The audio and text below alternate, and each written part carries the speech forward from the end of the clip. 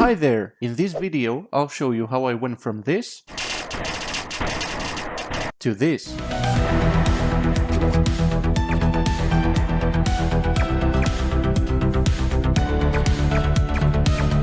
And a couple of hoops I jumped through to achieve something I'm finally proud of working on. So, buckle up and join me on the adventure that is indie game development as a solo dev.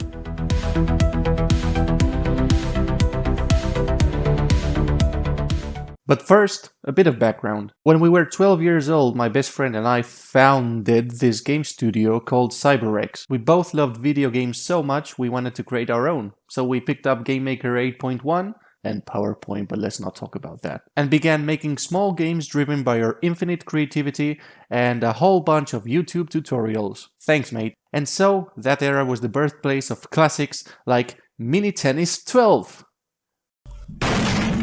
Pac-Man, but worse. Plataform.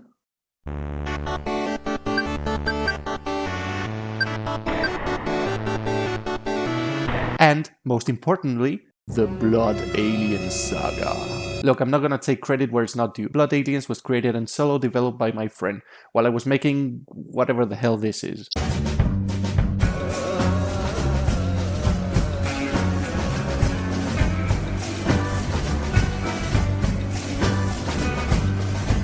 Anyway, it was a fun little very short game on standard definition that got a couple of updates, but you could tell it was made by a kid just by looking at the main menu, I mean. Justice to his name was made when Blood Aliens 2 came out though, pretty much the same thing but supporting high definition full screen mode, a more juicy gameplay feedback and, the X-Files song? Unfortunately, we both started high school and making YouTube videos and got bored of making games. So, that was the end of CyberX. Until 2015, when we decided to bring it back by working on a sequel to Plataform and releasing a Five Nights at Freddy's game made with RPG Maker for God knows what possible reason. In 2015, we also tried to make a sequel to Blood Aliens 2. There were 2 attempts, one better than the other, but the motivation was not there for long anymore. In July of 2015, the last update was posted to our forum, and CyberX officially went back to its grave. For 10 years, that is. No, God! No, God, please, no! No! No! No!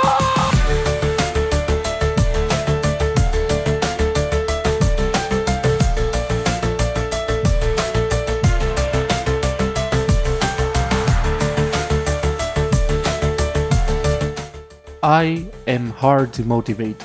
I've worked on and off on different game projects throughout my life, ever since I was 12 years old, but I didn't really finish any of them. It's always been a pragmatic problem for me. Why spend so much time and energy on something that's not gonna directly make your life better? I'd rather spend it on improving the skills that my job requires. But no, actually, I'd rather not. See, I've always wanted to make a game. I just couldn't find an idea that stuck with me long enough to actually finish it. But in October of 2024, while I was browsing the games my friend and I made more than 10 years ago, and after stumbling over what Blood Aliens 3 could have been, something sparked inside of me. It was the first time I had an idea for a game that I was 100% sure I wanted to make. And no, it wasn't an original idea, and it wasn't even the type of game I actually enjoy playing, but for whatever reason, making my 12-year-old self impressed with a well-made game that he helped shape was enough of a motivator to really get down to it. Okay, enough of my sub story. So, I booted up Unity and right, where do I begin? Let's see. I want to make something like this, but better? What's better? How do you do that? Well, for one, something that really bothers me of Blood Aliens 1 and 2 is the color palette, which consists of primary colors that don't complement each other at full saturation. So, using what little I know of color theory, I changed the palette from this to this. Instead of 4 colors, there are only 3 now. One color is the accent, the other is a complementary, and the last is the base. This way your eyes won't bleed when looking at the menu. I also picked a font for titles and another for regular text, and made sure I can commercially use them. Once I had that, I booted up Unity again, and this won't be easy. Come on, think. What does a game have? A player! Boom! We've got a player that moves and shoots where the cursor is pointing, much like the original Blood Aliens 3. What else? What else? Enemies! They move through the level to catch you and you can kill them, but if they catch you... I'm so funny. More. A hive! It spawns enemies indefinitely until you destroy it and it drops health.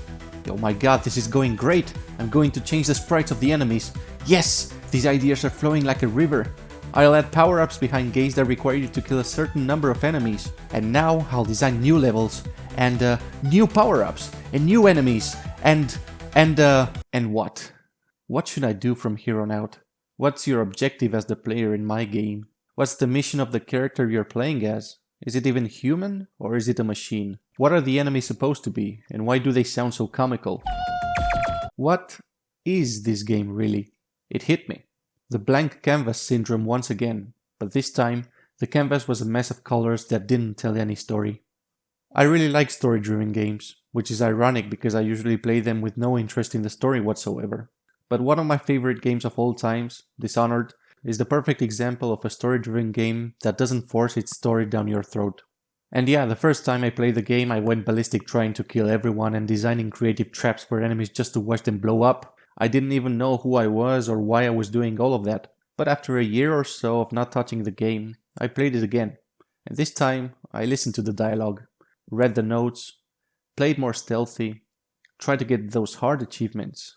And what was once simply a fun game you could kill a couple of hours with in my eyes, became a masterpiece.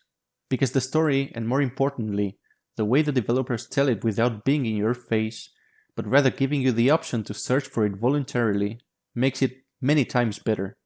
I want that in my game. And although I'm not a writer, I have some creativity. But I couldn't continue with this prototype, because it was a dead end for me. It also diverged so much from the original concept of what Blood Aliens was that I felt I was disrespecting the saga. So, I deleted it all and I took some days off. What's this? Oh. Oh wow. This looks awesome. This is exactly what I'm looking for.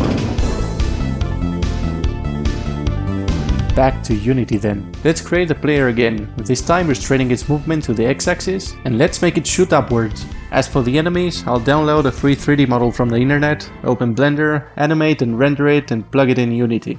That's pre-rendered sprites, ladies and gentlemen. I'll make the enemies create formations between each other and add some particles when they die. Someone said particles? More particles! And now each enemy has a certain health, which is communicated to the player by the color to which its sprite changes when hit. Main menu.